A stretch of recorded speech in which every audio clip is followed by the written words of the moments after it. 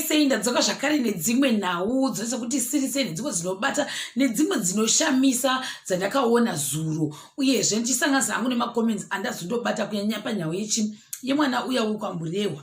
Nyaya yangu yekutanga ndeyababa avo vakaonekwa vacha zvinoshura during the day. Mumwe mudzimai paitamba pastage, baba ava vakabuda vachita zvakakahadza rudhende rwevanhu vakadanzira kuti ko chii chavari kuita mabluetooth chii kuitika, why would someone do something like that? Zvikanzi ichokwadi ndo chaizvo zvavanoita vanhu vakaita saivavo.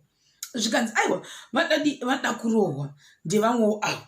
Vamwe ndo kutanga sei vakati idhirama chaizvo. Baba vakuru vakaita sei vangaita zvinhu zvakaita seizvozvo here, masikati machena. Handiti vamwe vakakomenda zvakasiyana-siyana. Tobva ipapo toenda zvedu pane imwe mifananidzo yakatrenda yevamwe madzimai ainzi hama dzemudzimai kana dzashanya ndo mahira dzinoita idzi vakaisa mafu chicken. Iyi yaitendera zvakare ndo vaida kudepicta kana kuti lesson was kana uri munhu wemudzimai uri neukama wekumadzimai ukuku ndimi vanhu munoita sei munopiwa chikafu chinenge chakawanda. Ndofunga pama-events, ndofunga ndo chidzidzo chavada kuita ipapo. Zvikanzi this was a lobola day, hapana charuza mukwasha apapa. Vamwe vakatanga kuti zvikanzi dzemudzimai dzacho ndo dzinorya stereke, dzemurume hadziryi. Zvikanzi isusu tinoti tikaenda kuma-events tinotiraya kuti tiitewo eat less. Hama dzedu dzapindwa busy zvokwadi vedu we nevamwewo avo.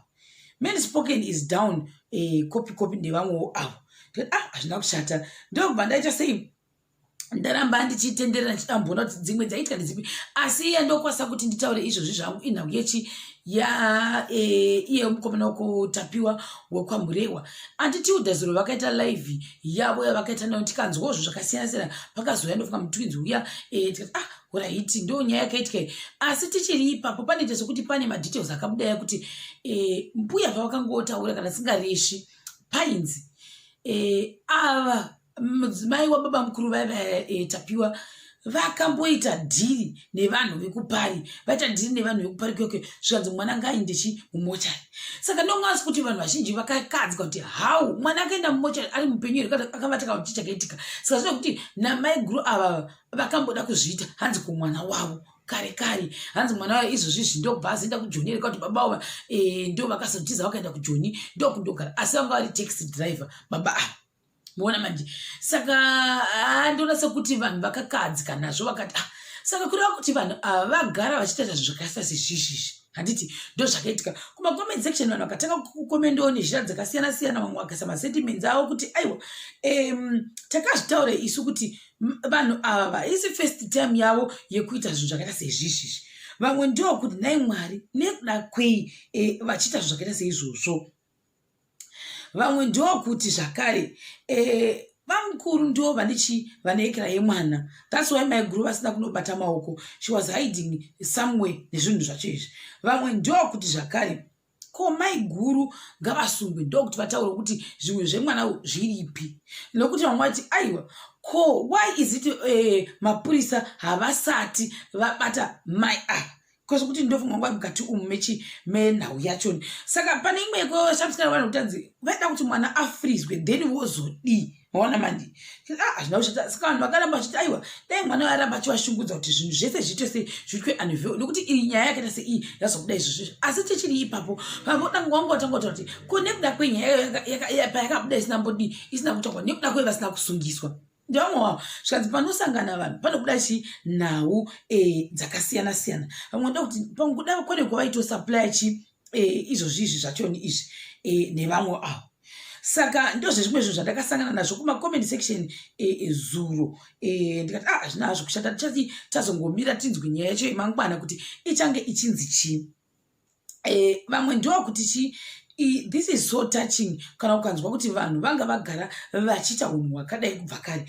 Muzuva ranhasi palive imwe yaitwa zvakare vachitaura ndofunga ndekuti nehama dzani idzodzo dzokwana Tapiwa uyu varoora nhasi vauya vakatanga kutaura pafoni, vakatanga kutaura vachichema zvakare vadanza kuti aiwa isusu tasingazivi kuti mai guru vakaita zvakati taivabatsira ngavagare kuharare kwavo ikokoko.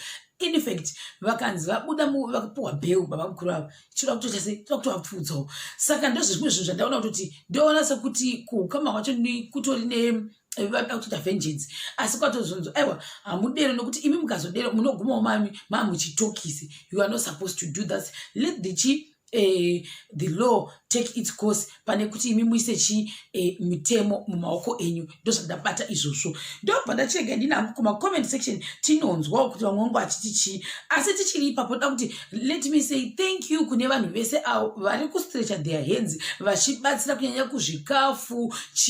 Chikafu chinosanganisa chingwa, hufu, vanhu vari kuinda nechikafu koko vachindobatsira. Handiti zvikanzi mai baba mukuru vakaoma mwoyo zvokwadi. He betrayed his brother, he betrayed his nephew and the whole family.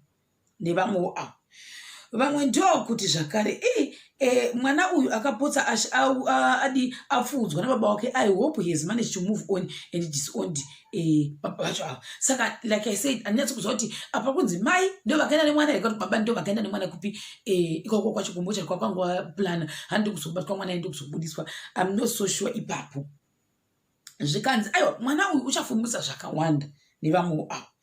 Hazvina hazvo kushata chirege tese tichinda tinzwa kuti vamwe muzuva ranhasi vangu vachiti chii zvakare. Zvikanzi vanhu vari weekend veduwe ini handichafosa munhu nyangwe ikava hama yangu kuti andifarire vanhu vakapanduka veduwe. Handiti vamwe ndo kuti chii tinotenda vesewo especially vakaita sebakers in Uni Products, Bread UK, Cupcakes UK.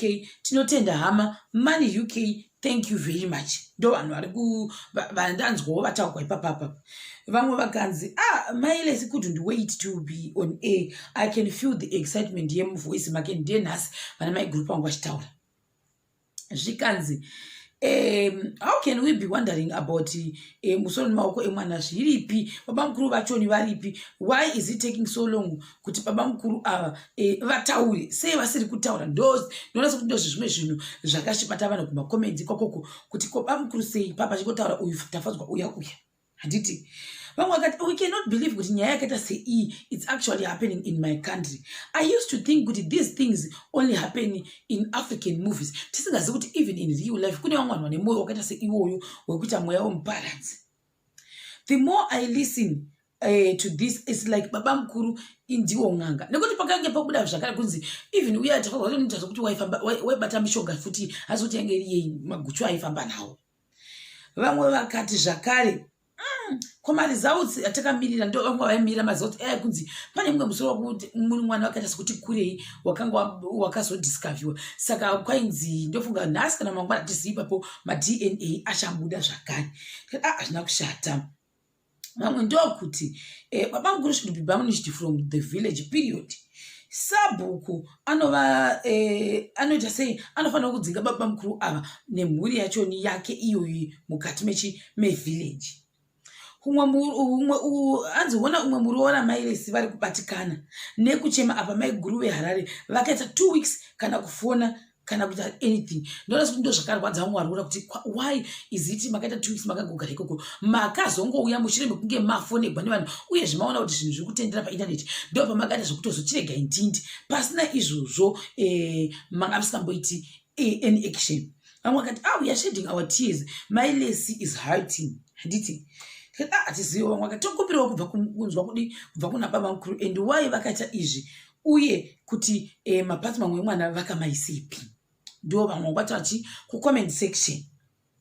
Nhasi munhu wese ari kungotaura kuti watching what ndo zvavari kutaura.